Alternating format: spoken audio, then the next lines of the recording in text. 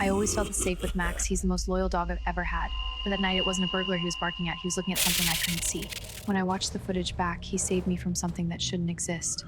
And now he won't stop staring at the ceiling. We checked the logs for room 402. Patient passed at 2:12 a.m. The nurse went in a minute later to confirm. The footage doesn't show a struggle with a person.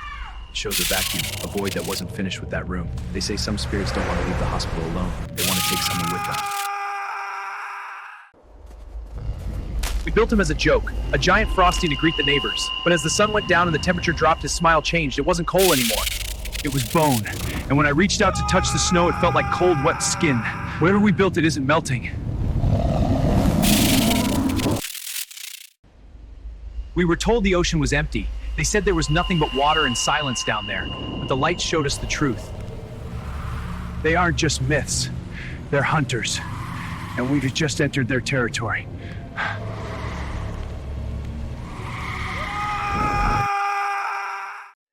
I lost my phone at the gym, so I logged into my laptop to track it and see where I left it.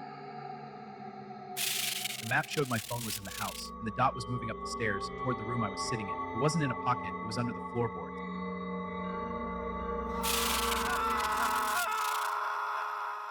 I thought it was just a prank text from a friend, trying to scare me while I was home alone. Then they sent a photo.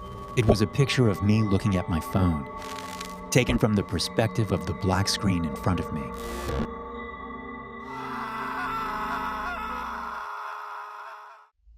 I heard the sofa creak while I was drinking my water, but when I looked, no one was there. I opened my security app to check the playback. The camera saw him sitting there the whole time, and then I watched him stand up on the screen and walk toward the camera.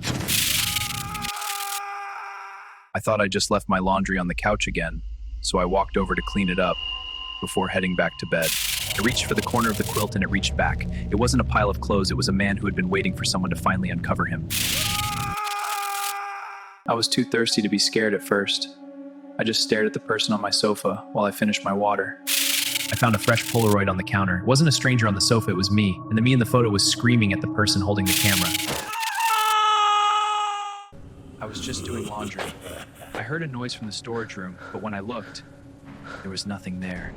I thought my mind was playing tricks on me until I felt the cold air hit the back of my neck. But she's in the kitchen with me.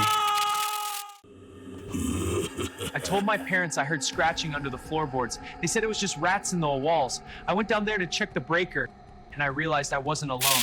She doesn't walk like a person. If you hear someone laughing in your basement, don't go down. Just lock the door and leave.